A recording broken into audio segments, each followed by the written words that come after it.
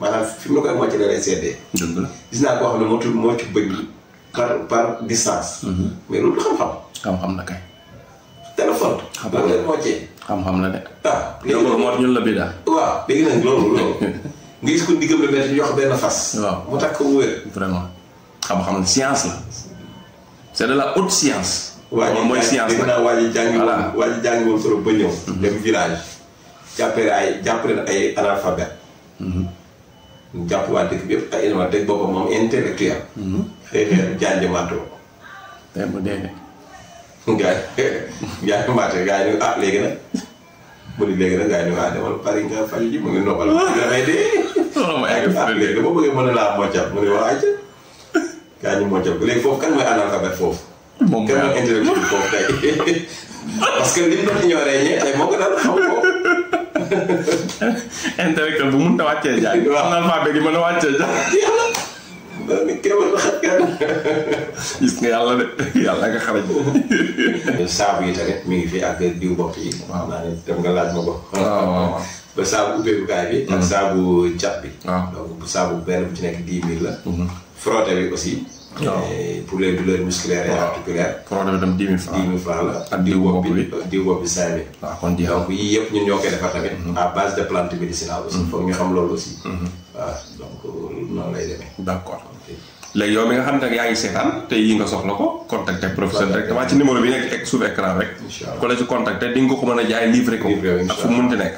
waaw kon baax na loolu moo ci am solo parce que léegi ñu bëri comme livraison yi bu dee arrangé parce que déplacé dem jënd léegi day xaw a compliqué. mais comme di nga def livraison. kon alhamdulilah léegi nag ñi nga xam ne peut-être ñu ngi suivre te peut-être comme daal yàgg nañu suivre te moom macha allah yàlla may la ko wér-gu-yaram ba peut-être yi ngay wax nii du soxla mu utiliser ko directement mais produit yi ngay jaay ni war na cee mën a jënd au moins même bu xamee kenn koo xam ni dina ko soxla même moom ko soxlawul si boppam mu xool ko koy soxla mu may ko xam nga koo xam ni tànkam day metti wala ginnaawam nga jënd frotté def ko gratuitement mu nekk participation. laqad kaana lakum fi rasulillahi uswatun hasanatun liman kaana yarju Allaha wal yawmal aakhir liman kaana yarju Allaha wal yawmal aakhir wa dhakara Allaha kathiran. fàtte cliquer ci abonné ak ci cloche bu ndaw bi pour vidéo wuñ munti dool nga mën ko njëkk am. bul fàtte cliquer ci abonné ak ci cloche bu ndaw bi pour vidéo wuñ munti dool nga mën ko njëkk am. asalaamaaleykum wa rahmatullah ñu ngi leen di nuyu di leen ziar yéen ñi ñuy suivre ñëpp ci seen chaîne Sama Xalaat TV di leen fàttali yéen ngi seen programme plante de la semaine plante de la semaine nag comme ni ngeen ko xamee ñu fiy dalal professeur Ousmane Ndiaye muy borom Boga Bio nekk tradipraticien nekk fële ci diwaanu Kër Massar.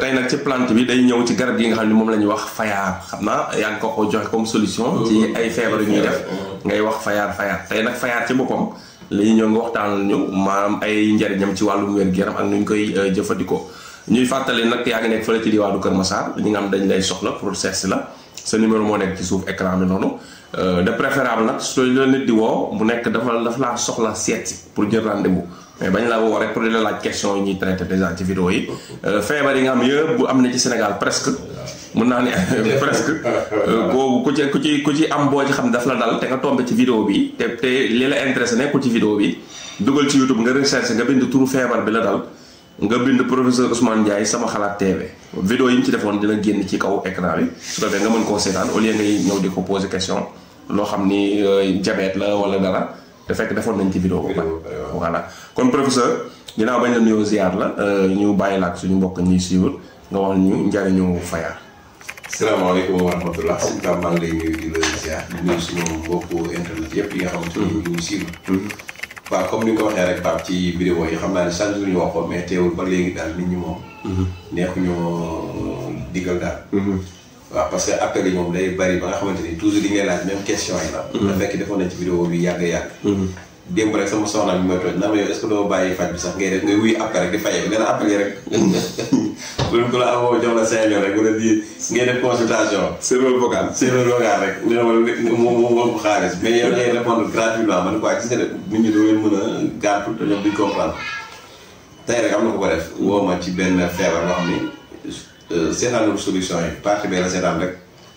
di ma woo di ma laaj solution yi man ko def nañ ci vidéo rek xoolaat.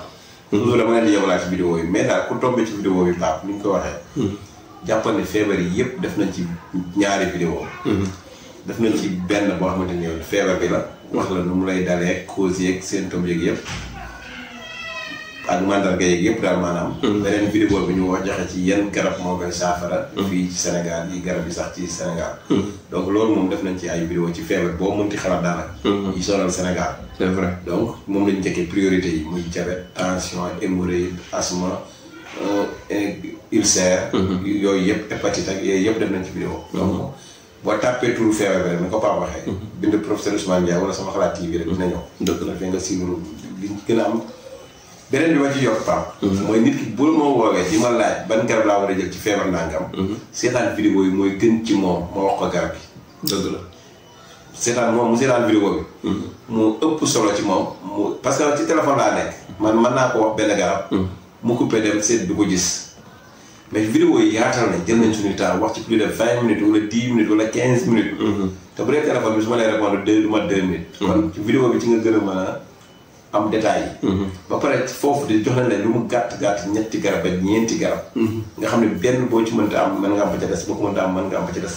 yaay xool ba la ca gën a jàppane nga def loolu. donc loolu mooy objectif bu vidéo yi. bien sûr mais suñ ko fa bàyyee dañu woowaat nag kon day mel ni di taxaw ñu ne vidéo yi amatul sens. waaw day compliqué amatul sens sax njàngale mi amatul sens. donc noonu lay def beneen bi tamit faam nga baal ma balaa vidéo bee gën a. non expliquer lii kay baax na ci quoi bala nga baal ma tamit yenn saa yi nit envoyé ma garab ni ma garab gi non scientifique bi wala garab gi lan lay jëriñ wala jëriñ la c'est-à-dire tamit maa ngi leen koy wax c'est-à-dire que ñun garab yi ñu ngi ciy ñëw benn par benn. yenn saa yi fukki nit la ñuy envoyé garab. ku nekk bëgg nga tontu ko mënta nekk. waaw mel ni liggéeyoo da ngaa toog rek di defoo quoi te loolu dem nit ñi dañ foo ñëw xet man bi dañ ba may dal. léegi nag comprendre naa li nga wax de. waaw kay léegi nag li leen di wax mooy. mënul nekk am sa garab. soit nga recherché ko xam ni def nañ ci vidéo wala defaguñ ci vidéo. waaw vraiment su dee def nañ ci vidéo nga xool. vidéo yi dina ñëw. su dee defaguñ ci vidéo nga xaar dina ñëw. voilà parce que garab moom defe naa ne yi sax Sénégal yi ñu ci am xam-xam yëpp même bu desaatee ñetti at ci kanam dinañ ci def vidéo. mais nag mënuñoo defandoo yëpp ci benn bis. léegi sax mën naa comprendre nit ku seetaan vidéo yëpp moom garab goo xam da cee soxlaa xam. waaw te gisul nga wax ci. waaw kay waaw mu la mu envoyé ba ne la garab gii kat su ma soyoon nga def ci waxtaan. waaw kay yem foofu rek yi nga xam. waaw après yow heure boo amee kaa def ci waxtaan. pourtant ñu bëri nag loolu laa loolu sax moo la doon dimbali daal dinañ ci def waxtaan dafa ñëwagul. donc bu ko defee garab yi dinañ ci ñëw ndànk-ndànk. mais mënuñoo jëlandoo lépp rek def ko benn vidéo wala ñaari vidéo. dëgg la par benn la rek bu ko defee dinañ ñëw de. nañ dem ndànk-ndànk rek. ñooñu bañ a yàkkamti daal. waaw kay waaw. te ki la woo appel. yow soo amee loo ko expliqué ci 1 minute wala 2 minutes boobu soo amee lu ko ci rëcc pour mu xalaat xamaat ko day nekk problème. au moins ku la mënta bañ a laaj mu bàyyi la vocal. vocal waaw.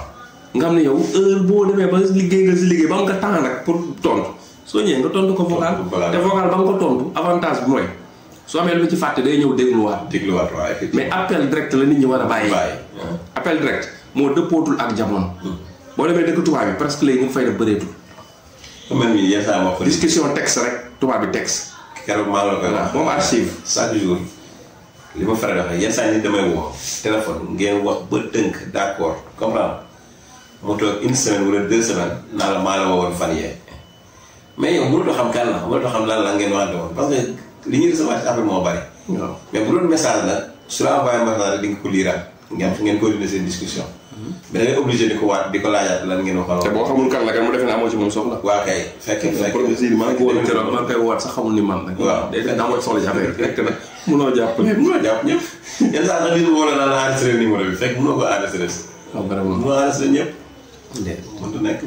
moom kay moo war a enregistré sa numéro. waaw kay waaye soxla waat démb am na ko bëgg a def ni moom mën naa la 2 fois mais dama doon am rek. démb dafa am ko non dafa métti ba démb am ko ma woo ni ma dama woo jot sa secrétaire bi man ko su paree na ma rappelé. man nga doon man du ma rappelé kenn. parce que li may trouvé ci appel daa mën a nekk mënta nekk. waaw ku ma soxla daal nag may woo mais man mënu ma. wax day yenu maanaa daal rappelé xam yenu maanaa leelul maanaa.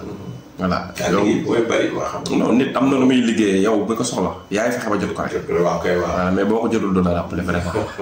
voilà soo ko soxlaa tamit xam instant bi nga koy woo téléphone mën na mu toog ak koo xam ne consultation la ne ngeen di discuter mu lay wax feebar bi nga koy déglu muy expliqué nit ki woo la nooy décroché. noo décroché yaa xëyti bàyyi su la bàyyi lee audio nag audio moom gratuit laa fayoo dara bàyyi audio nit ki heure bu amee temps. répondre mu ñëw comme yow comme da nga koy laaj te fayoo ko dara gratuitement nga koy laaj moom it mu lay tontu gratuitement kon bul dagg liggéeyam quoi quand même.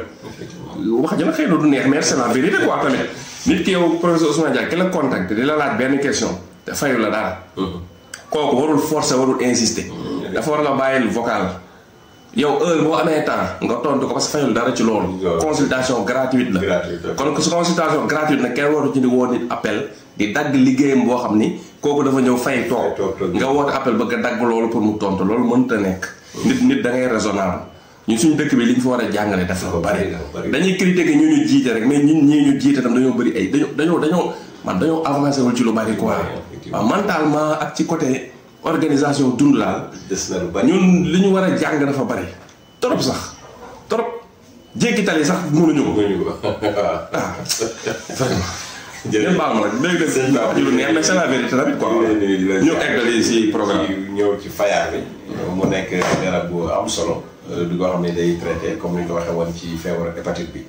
waxoon nañ ni fayaar baax na ci hépatite surtout ñi nga xam dañoo am hépatite hépatite B. boo demee lu mel ne benee ñoom ñu ci ëpp ñoom moom lañ koy traité waxoon nañ ni benee hépatite B fayaar bi lañ koy traité boo demee fu mel ne Mali ñoom seexaw bi lañ koy traité. parce que médecine traditionnelle dafa bëri avantage. donc des maladies yi nga xamante ne ci wàllu foie la. ci wàllu res yu bëri. fayaar da ciy baax. moom la suñu joué ci côté boobu bépp feebar yoo xam ne ci wàllu foie la rek. da ciy joué. bon démb nag am na ku ma envoyé benn analyse ma xool ko ci wàllu foie la mais dama ne ko yii moom ñun duñ ko faral di faj parce que. foie buy augmenté la. maa loolu dañ ci def vidéo sax loolu moom neexut a faj. mën nañu faj nag douleur yi. mais tamit mënuñu ko faj. loolu est-ce que laajul intervention. waaw.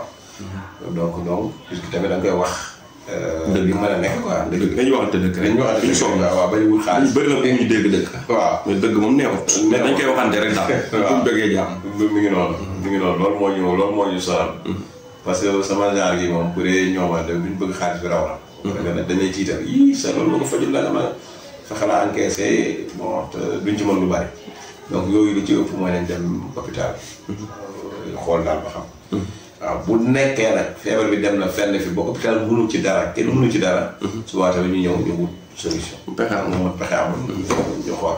yàlla mën na ñëw loolu daal moo ci solution. bu ko defee fayaar bi tamit baax na ci pap tànk yu néew yi. ñi nga xam dañu amee tànk yu néew yu mag yooyu yu ngande yooyu di néew yi noonu. ñu amee fayaar bi dina yàlla mën na ko saafara. li ñuy wax incontinence urinaire ñi nga xamante ne xëy na duñ mën a téye seen saw. muy góor am muy jigéen. day am ci góor day am ci jigéen. xam ne bu yéexee sax mën nañu saw seen tubéy. donc loolu bi ñu amee fayaar bi di ko naan yàlla mën na leen ci defal saafara. ñi nga xamante ne dañu amee règle yu métti les règles douloureuses. wala règle yoo xam ne xëy na day dagg bi ñëw normal. ci jigéen ñi tamit bu ñu amee fayaar bi di ko naan yàlla mën na leen a jàppale. xëy na ñi nga xamante ne dañoo amee feebar bu ñuy wax épilepsie di daanu. noonu ay crise bu ñuy am fayaar bi di ko naan yàlla mën na leen ci dimbali. bu ñi amee fièvre. muy yaram buy tàng. moom it bu ñuy am fayaar. baax na ci di ko naan yàlla baax na ci. ñi xam ne dañoo am problème mu pneumonie muy wàllu ni ñu ko mën a expliquer wàllu saqat. pneumonie saqat waaw. comme feebaru dënn la feebaru dënn daal. nit ki di soxla yooyu waaw. ñoom bu ñu amee fayaar bi tamit di ko jël yàlla mën na leen demee saafara. ñi xam ne ñoo amee comme genre yooyu affection bronchite. am tamit ci wàllu ci bronche yeeg yu demee noonu. ci genre saqat yeeg problème mu dënn yeeg yooyu. bu ñu amee fayaar bi di ko utiliser tamit yàlla mën na leen ci defal saafara. ñi xam tamit dañoo amee ay wàllent. nga xam ne daf leen a sonal. nekk wàllent boo xamante ni day ñëw chaque année wala yu noonu wala feebaru bët yooyu. donc bu ñu amee fayaar bi di ko naan nag la ñu wax. wax ñu def ko ci bët yi. waaw leer na waaw yàlla mën na leen a dimbali di bañ am ñëw problème boobu. dañ ko dina gaaw a dañ. problème gastrique aussi. bu amee fayaar baax na ci. gastrique mooy. gastrique mooy mën nañu jàpp ci li jëm ci estomac. maanaam ulcère d'estomac. problème daal bu lekkee muy rees ak yu rees ak yu demee noonu. waaw problème moom biir bi. ay reflux gastrique yu demee noonu. yooyu yëpp fayaar bi baax na ci. donc loolu lay gën a mën a dox quoi. ñi nga xam ne dañoo amee des affections de la peau yenn feebaru der yi feebaru. yaram di xasan dem ay picc ak ay xeet yooyu. waaw kay ñoom bi ñu amee fayaar bi baax na ci. bu ñu amee ñiy sibbiru tamit antipaludien la antipaludisme la. am na ci yenn dëkk yoo xamante ne moom la ñuy fajee sibbiru ñoom it. sibbiru.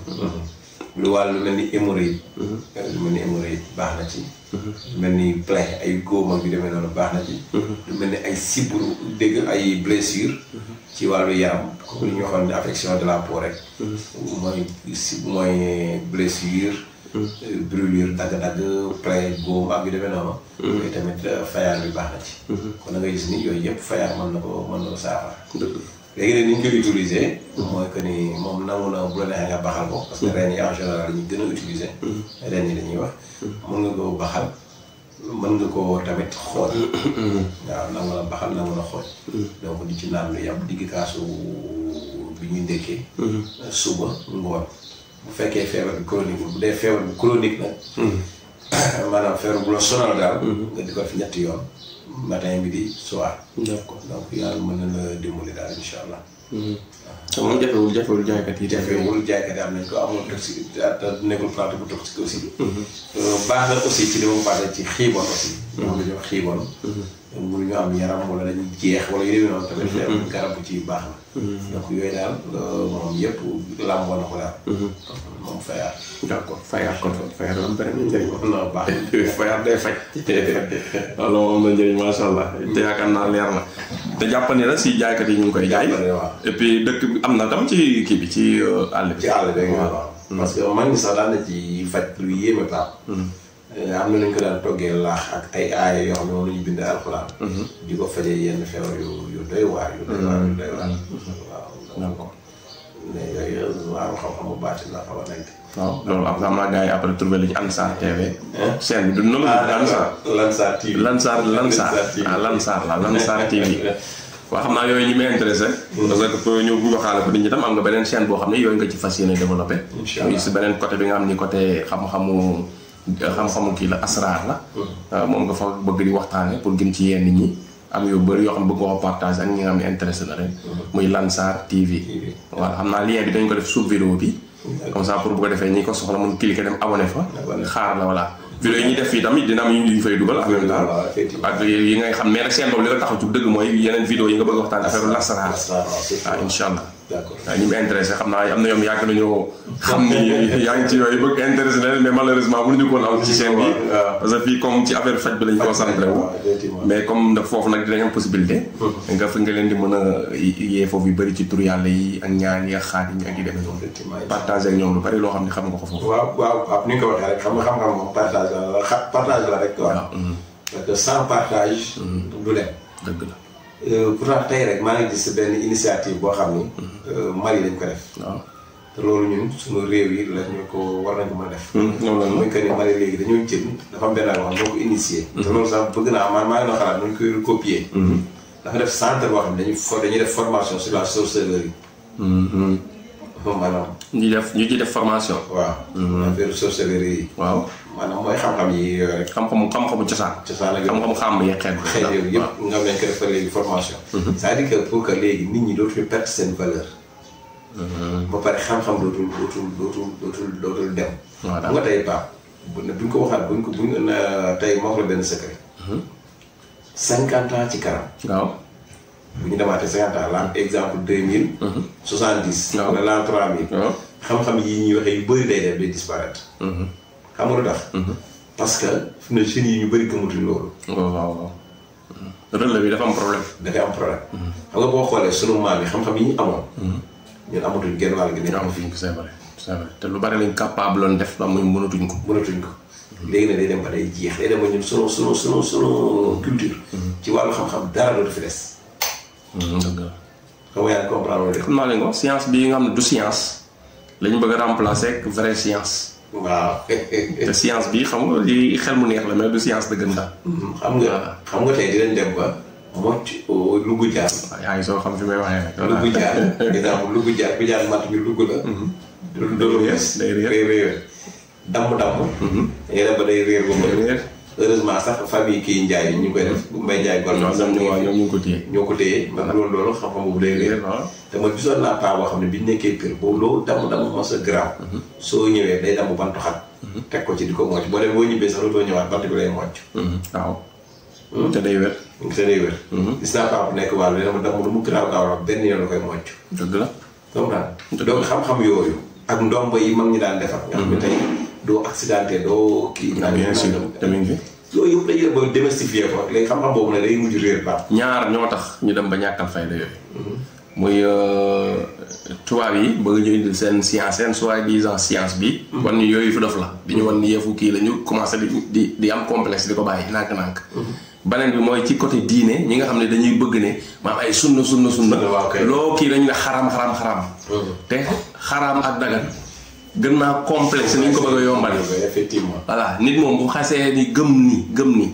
ashhadu an laa ilaha illa allah wa ashhadu anna muhammad rasulullah bu ko waxee te gëm nga muy dëgg ci moom diggante xaraam ak dagan yu bari dangaa war a jël temps di réfléchir parce que loolu ku gëm loolu yii pour mu def ko dina jafe def mais nag fa bari lu ñuy dugal ci cadre boobu te dugg fa léegi nag suñu affaire cosaan yu bari nag léegi ci côté diine ñi nga xam dañoo defee ne dañoo maîtriser diine te seen àlloo soriwul topp ñu xaraam ba yu bari nit ñi commencé di ko bàyyi te fekk loolu duggul ci cadre xaraam ak dagan ka affaire science la effectivement affaire science la nga am jat boo xamante tey da ngay jàkkaarloo gaynde jat ko ba gaynde gi tëdd di wiñaaru dootul mën sa jug dox loolu science la comprendre nga duggul ci cadre ay xar ay dagana xam-xam science la xam-xam boobu xëy na cëpp yàllaa ko fi wàccee nit ñi xamal ko nit ñi léegi nag ci côté comme li wax côté diine ak côté tubaab yi topp ci loolu ba ñun ñu bëgg a perte suñu valeur te ñun nit ñuul yi am na ay jamono ñoo dominé woon monde ci xam-xam yooyu mais comme nii rek yu fi dof di dem ba fi ne nii nit ku ñuul mel ni moo gën a suufe ci àdduna bi te nit ku ñuul moo gën a kawe ci àdduna bi parce que der bu ñuul mooy der bu am originalité dëggantaan der bu ñuul la original der dëgg boo xoolee ci lépp loo am ci àdduna li si nit ku ñuul capable def keneen capable ko seet loolu mais xam nga ñeneen ñi xam nañ loolu dañuy fexe ba dugal ba dañu defal ñu lavage de cerveau ba ñun ñu jàpp ni maanaam lu ñuul côté bu normal la comprendre nga te lépp loo xam dañ kaa fonk dëgg ñuul dañ koy associer ak ñuul léegi ñoom ñu bëgg bu ñu nee magie bu garaaw la ñuy wax magie noire léegi xam nga bu ko defee buñ dañ koy def link mu mel ni kon dafa bon moo tax mu noir ñu indi maanaam magie blanche fu ma wax léegi ci gaaw loolu yëpp ay lavage de cerveau comprendre nga léegi boo nee la nuit lan nga wax doo ne la nuit noire effectivement ëppul doole ba cëg loo gis mu nekk loo xam ne lu original lu naturel en général dafa ànd ak maanaam nit ku ñuul voilà mais malheureusement nag loolu defal nañu lavage de cerveau ba ñun dem nañoo dem ba ñun suñu bopp ñu xeeb suñu bopp c'est le moo xam-xam yi ngay wax yëpp moo tax ñu commencé koo perte parce que dañoo xeeb léegi suñu bopp te boo xeebee sa bopp dangay dem doo xamante fan nga jëm léegi ñoom nag ñu récupérer suñu xam-xam yooyu yëpp boole kook ñoom li ñu xam téye kay waaw bàyyi ñuy kën ngi nii su ko defee lan la ñuy nekk ñun ay consommateur kese duñ produire dara si monde bi ay consommateur loolu nag moo ñu commencé daal te noir mooy couleur de la force moo symboliser lépp ci moom symboliser la force voilà mais nit ñi xamuñu loolu jeex na li ñu xamul science ci àdduna bi sax lu ñu ko tuddee trou noir trou noir lañu science tubaab yi nii am na si univers loo xam ni ba léegi kenn xamagul lan la dañ ko découvrir nañ ko mais xamuñu lan la matière noire lañ koy tudde te xam nga da ngay trou noir parce que loolu mooy origine bi foofu la voilà te xam nga xam-xam paa bi tax mu neex mooy tey ma wax la benn anecdote bu ndaw xam naa ñu ngi guddal ci wàllu lasraar exemple rek bu ndaw rek laa lay wax benn la ci rek du yàgg dafa am benn waay boo xam ne dafa yàlla da ko mooy mu xam géomancie li ñuy wax la géomancie mooy ay turaabiyu mooy xam-xamu tomb seen waaw ci tomb noonu moom la arab di wax ay ilmu kii nu mu tuddee ram la waaw tubaab bi wax géomancie xam koo xam ne da cee aayoon ba doon koy jàngal ay taalibeem ay élèves am quoi léegi fi mu toog ci garab bi doo ramleem maanaam teg ses de génne doom yeeg yëpp gis ni moom dafa war a dee tey mu effacé defaat gisaat ko mu defaat ko gisaat moo xam ne lii kon foog tey moom dafa war a dee. mais xamul lan mooy solution bi. mu toog ba si mu ne xaaral mu yéeg ci kaw. bàyyi Firawna xool ma xam quoi. su taalibe mi élève mi laa de. su ñëwee ba xam dañ ko mën a interpréter ba xam lan moo ci xew. mu yéeg ci kaw kenn gisu ko. ñaari taalibe yi dox ba egsi daje fa toog xool daan kii Ramli bii ki xum ko dóor de waaye kii day dee tey. ñu ne waaw kii dee gi mënta ñàkk. ñu xool ba ci ak kenn ki ne ko si dee gi pourtant mën na ñàkk de. mun ngaa nu mën a ñàkkee mën ko seet kii bu demee néegam ba suy dugg rek jaan moo koy màtt mu dee. moo tax dee gi di am. mais nag lan mooy solution bi muy sarax li mu war a def mooy na taal néeg bi jaan ji deewaale.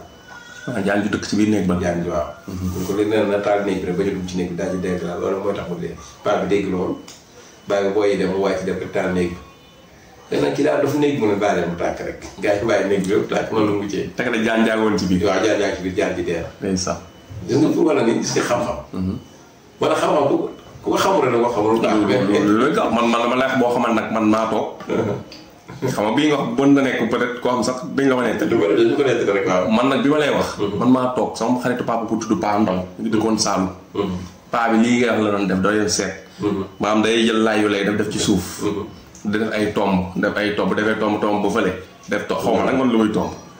tomb ñëwaat tomb daal di xool effacé commencé am noonu lay seet. te paa bi lu mu la wax du tëj. ay yoon boobu ñu ngi dëkk Yëmbal ay yoon ñëw na fa di léeg-léeg sa day jékki de kenn ko defloo de. mu alma foofu lay wala plat def suufam di xool noonu rek quoi xam naa aayoon na ci. mu tomb yëngal bopp bi lii de ci man la jëm si waaye neexuma dara lii kay man lii neexuma de lii nii ci man la jëm neexuma. te loolu man gis naa ni répète dana ko wax lu baree. bu daan toog nag di seet ni te seetalul kenn la ngay def. day tomb jékki-jékki yëngal bëgg lii damaa ko moom waaye neexuma de. voilà am na mës na ñëw kër ga teg laayu bi dafa am benn maire dëkkoon ci koñ bi maire loo lañ koy wax maire loo dafa xam ni paa bi dafay seet. bu fa daal gis paa bi ñëw paa bi nga xarit papa la dafa ñëw rek dafa fay fekk si mu seetal ko am na boo xam dafa ñëw lépp jox paa bi 100 francs. dafa daa bëgg nga xool ma xaw ma am na daal lu mu ko wax dama leen wax li mu ko wax nag voilà pour mu seetal ko ci ay njabootam la paa bi xool daan na ko yoroo 100 francs de yaa ngi juróom-ñaar téeméer. génn jox ma 1000 francs yaa ngi juróom-ñaar téeméer yoroo te seetgee ko wax. même nag ma ne ko loolu la affaire bi génnee nit ñi nii loolu la génnee nga xam ne ñaar fukki dong laa yoroo ñaar fukki jox loolu léegi loolu professeur nan la ko nit mën a kii mën a ignorer loolu mënul nekk. voilà li ma ne dama toog nii man paa bi sama kanam la ko doon def te paa bi effectivement avant muy def 6 mois. bi mu doon wax loolu naan ay kii li may gis neexuma te ci man la jëm si dundaatul 6 mois. waaw c'est sûr. dundaatul 6 mois de kon li nga xam ni dee am moom dama la gisoon. gis na ko waaw mais comme xëy na xamul lu koy. pousse quoi wala dem noonu. donc science la xam-xam la. science la bien sûr. mais moo tax daal ñu ngi. te dañ koy perte ndànk parce que tamit am na tam ñoo xam ne tam ñooy gën a yàq loolu muy tappalekat yi ciy dugg tamit. waaw tappalekat yi xam dañuy ñëw ay seetkat lañ di triande nit ñi di. tas kër yi boo gisee tam ñu koy bañ ci côté diine tam du si ëpp day des fois tam xëy na loolu mooy. waaw ku xees te ku ñuul. voilà seytaane yi siy dugg di tas kër yi di féewale nit ñi. yooyu tam da ci ak tamit ñi nga xam dañ koy utiliser côté bu bon bi. muy di ko utiliser di ci def lu bon waaye nag nit di utiliser xam-xam di ci def lu bon taxul xam-xam ba bon. ok waaw. paaka mi ci kër gi. waa ji jël na ko am ku mu ci jàmm mu dee. taxul ñu ne paaka dootul nekkati ci kër gi. dafa am ne noonu la ñuy fonctionner ci diine. maanaam mbir mi dafa am ku ci def lu bon rek ñu ne kon mbir mi baaxatul. non briquet yi ñu ngi ci kër yi. gaz yaa ngi ci kër ñaata kër la gaz taal. mais kër yëpp dañuy toggee gaz mënoo ne gaz dootul dugg ci kër gi parce que moo taal kër Samba Dia. ñaata oto accident ay nit dee ci. waaw oto bu ñu ne woon nit daal dee accident. nga koy jaaree ci oto nga duggal. waaw ñu ne oto baaxatul bu ci kenn dugg parce que ay nit dañ ciy dugg di dee. non xam-xam noonu la. am na ñu koy xam di ci def lu bon. loolu taxul xam-xam ba bon. am na ñu ko xam tam di ci def lu baax. voilà moo tax léegi-léeg ñuy wax ci diine daal. ñu doon dem ba egg yenn niveau yi. di soog a gindee nit ñi doon na baax mais yow ngay jàng passé ko niveau CM2 arabe da nga ko xaw a maîtriser maanaam loo wax arabe rek mun nga ko olof. alxuraan peut-être jàng nga ko ba mokkal koo firil nañ la ko nii ay sens bu gën a élémentaire bi dégg nga ko. comprendre nga. ñu sa koñ amul paay fa nekk peut-être amuñu xam-xam la ñu def dafa imam voilà tax nga commencé xoggali ko lu ñu wax rek nga ne xaraam daal di dóor aay dóor hadis affaire yi gën na complexe loolu gën na xóot loolu nit ko war a toog di àtt ci ay araam ak ay dagaan ak yenn affaire yi ak di def ay daawa kooku niveau universitaire la war a egg comprendre nga comme niñ naan si tubaab yi ñu am ay chercheurs lañ ay professeurs chercheurs si islam dam ñoo xam niveau professeur chercheur la ñu war a egg ñoo war a di interpréter yenn affaire mais malheureusement léegi oustaz bu jóg taal sa caméra sa vidéo commencé xaraam dagat xaraam finalement loo wax ñu la xaraam loo wax ñu la kii nu mu tudd am na ñu koy tuddee am na ñu bidaa loo wax ñu la bidaa yoo wax ñu la bidaa te ci bidaa nga judd li nga wax bidaa la ci nga judd kon yow sa boppam bidaa nga xam kenn yaa xëyti waaw loolu moo ñu commencé indil problème li nga wax ni lu wóor la mais nag xam naa loolu nga ne ñu koy Mali loolu li ngeen ba dupliquer ko fii dina compliqué parce que dégg-dégg bi quoi xam nga comme centre buy dafa affaire sorcellerie nit ñi bu ñu déggee sorcellerie waaw rek négatif dugg na effectivement waaw xëy na xanaa changé tur ba def maanaam sauvegarde xam-xam cosaan le savoir traditionnel voilà sorcellerie sax xëy na ñoom loolu lañ gëm a demee waaw non ñoom moo tax ma lay leeral ma ne la même terme bi dafay pourtant pas ñu baal ma pourtant loolu mi fi am sax maanaam tey non benn bi ñu ci am xam-xam nit ñaa ngi koy jàngale xam-xam yi ñuy wax sax boobu même boo utiwul saal di ko jàngale te am na koo xam ne yow jàngal nga ko xam nit am na xam-xam bu bon jàngal ko kenn wala mu jàngal ko ñaar mu jàngal ko ñu ngi koy jàngale mais li ñu bëgg a wax foofu mooy tey am benn centre bu mag wala benn kër gu mag wala benn foo xamante ni képp ku bëgg a jàng xam-xam dañu ko mën a jàngal. waaw nga utilisation bu baax. utilisation bu baax. mais loolu boo xaaree formation. na lay xam-xam bu baax. waaw conservé ko rek waaw. conservé xam nga tey ku bëgg a ñaan ku bëgg a wuti këyit ñu la jàngal lii ku bëgg a dem embauchement ñu la defal lii. ku bëgg nangam ñu la defal lii. ak jat yi surtout. jat yi xam ñu ngi réer. sama lan moo bopp. lu bopp métti day koy mocc ba mu ne la sedd na nga ne ko waaw. maanaam fi mu la koy mocc da lay seddee. dëgg la gis naa koo xam ne moo ci bëgg par distance. mais loolu xam-xam. xam-xam na kay. téléphone. xam-xam la moo cee. xam-xam la de. léegi loolu moo ñun la bidaa. waaw léegi nag loolu. nga gis ko diggam la métti ñu jox benn fas. waaw mu takk ko mu wér. vraiment xam-xam la science la. c'est de la haute science. moom mooy science la waa ji jàngi woon solo ba ñëw. dem village. jàppale ay analphabète.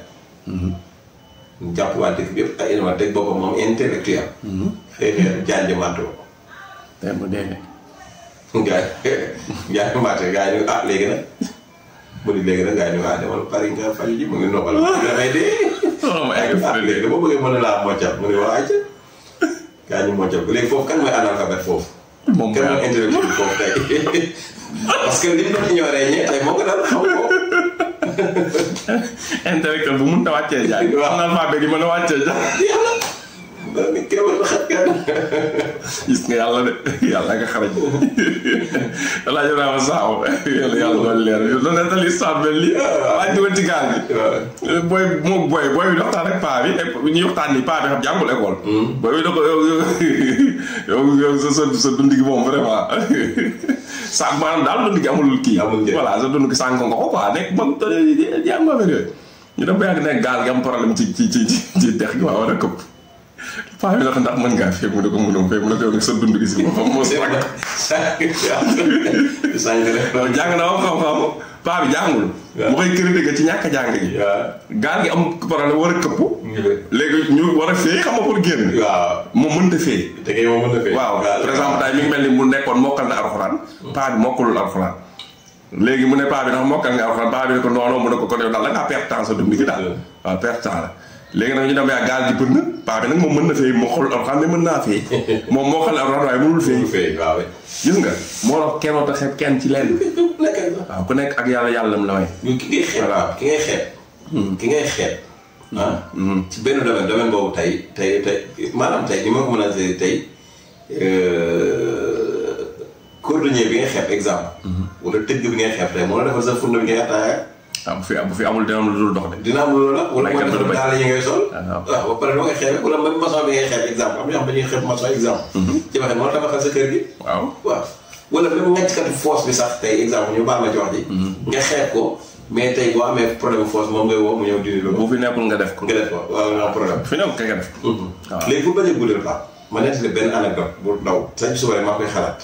dafa am ñaari gars yi ñoo àndoon di wut benn tur yàlla. bi ñu demee ba benn paa di leen jox tur yàlla paa bi joxandoo leen ko même jour comme maa ngi yow rek ñu joxandoo ñu même tur yàlla rek. nit ñi dañ koy wér nag parce que dafa am garab boo xam ni mais nag kenn na ko ci am. yéen xam na. ñu ñëwandoo même jour di commencé loo wér maa ngi yow ci guddi gi. ñu dem ci guddi bi malaaka bi feeñu ma wala rawxaan bi feeñu ma. feeñu la. daan ni daal degré bi nga bëgg a jot. pour nga jot ci da ngay mat tànku ku wayee ku doyee.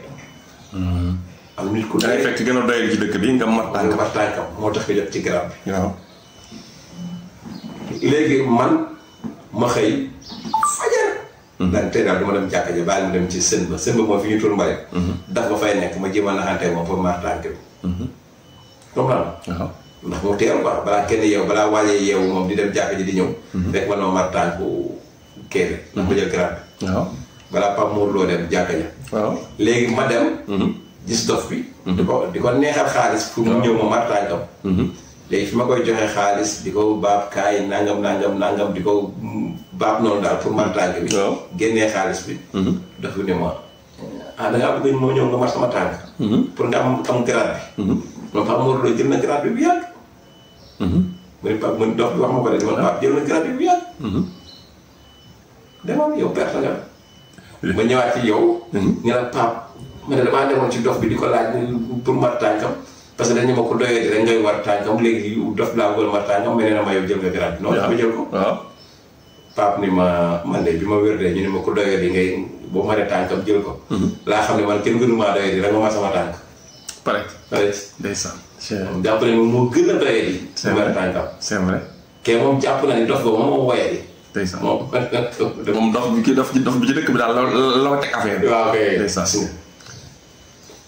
te pourtant en réalité sax ko waa ji il est intelligent parce que kenn ku nekk. en réalité yow yaa gën a woyee di ci nit ñi.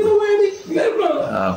mais nit ñi dañoo xeebante Pape loolu mooy suñu problème. mais lu négatif toujours da nga koy bàyyi sa bopp di ko xool ci ñu ñeneen. xool ci keneen waaw. ndeysaan yàlla nañ ci yàlla musal. yàlla musal. xam naa ñu ngi guddal. nañ kay. mais léegi-léegi dina ci baax xam naa. baax na ci li ci tege daal waxtaan la bu ñu doon defaat rek. par yàlla ñu enregistré waale ko. dagg ko loolu ñu jàppee ko noonu. jàngat na sax. voilà kon professeur ñu bàyyi la nga tàggatoo. waaw jërëjëf vidéo bi di ñëw nga am ci huile essentielle la ñuy ñëw. incha allah d'accord. Pape ñu ngi lay nuyu di nuyu mbokk internet yëpp di nuyuwaat sunu styliste bi Assane Diagne. nga xam ne moo ñuy ñawal comme ni ñu ko doon waxee rek yére bi. ci numéro mi ngi piqué numéro bi 995. 91 69. moom it ni ñu koy yàggee di waxee rek. gis ni vidéo yi ñuy def bëri na. mu indi participation. donc yàlla ko yàlla fay. dëgg amiin. waaw bu ko defee yéen ngeen mën ko jàppale. amiin loolu la ñu indi woon. saabu yi tamit mi ngi fi ak diw bopp yi. waaw naa ne dem nga laaj ma ko. waaw ba saabu ubbeekukaay bi. ak saabu cat bi. waaw donc saabu benn bu ci nekk 10 000 la. frotté bi aussi. waaw pour les douleurs musculaires et articulaires. frotté bi tam 10 000 francs. 10 000 francs la. ak diw bopp bi diw bopp bi 5 000. waaw kon jeex donc yii yëpp ñun ñoo koy defar tamit. à base de plante médicinale aussi. foog ñu xam loolu aussi. waaw donc noonu lay demee. d'accord léegi yow mi nga xam ne yaa ngi seetaan te yi nga soxla ko contacté professeur directement ci numéro bi nekk sous écran rek. ko la ci contacté di nga ko mën a jaay livré ko. ak fu mu munti nekk. waaw kon baax na loolu moo ci am solo parce que léegi ñu bëri comme livraison yi bu dee arrangé parce que déplacé dem jënd léegi day xaw compliqué. mais comme di nga def livraison kon alhamdulilah léegi ñi nga xam ne peut-être ñu ngi suivre te peut-être comme daal yàgg nañu suivre te moom macha allah yàlla may la ko wér-gu-yaram ba peut-être yi ngay wax nii du soxla mu utiliser ko directement mais produit yi ngay jaay ni war na cee mën a jënd au moins même bu xamee kenn koo xam ni dina ko soxla même moom ko soxlul si boppam mu xool ko koy soxla mu may ko xam nga koo xam ni tànkam day metti wala ginnaawam nga jënd frotté def ko gratuitement mu nekk participation waaw c'est vrai li nga def nii am na ku ko def semaine bi passé wàññul dara am na ko def semaine passée. munuma day seetaan vidéo yi. te gis na ni daal intéressé baax am na njëriñ daal. waaw léegi nag mu ni participation la bëgg a def. léegi mu jënd garabu hémorroïde yëpp. ak garabu siti defe naa suma juuma. pour am ñu ko may. waaw jeex na waaw. am na benn maire tamit daan na ko def loolu daaw la woon sax. benn maire bu nekkoon États-Unis. daan na ñëw jënd valeur 150 000. mayewaat ko. ab jëm ñu feebar mu leen koy jox. mu leen koy jox loolu lañ ko kii mais loolu sant yàlla.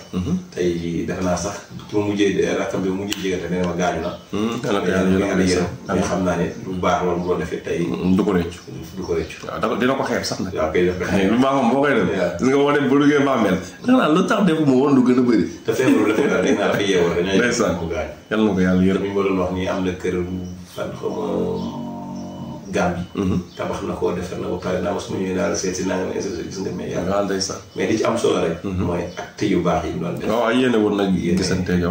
mais yàlla na ngeen gisante àjjana.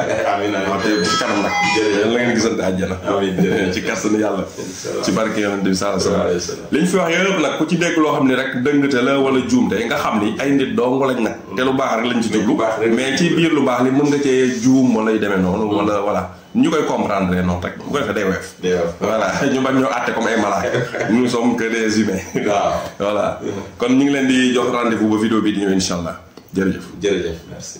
لقد كان لكم في رسول الله أسوة حسنة لمن كان يرجو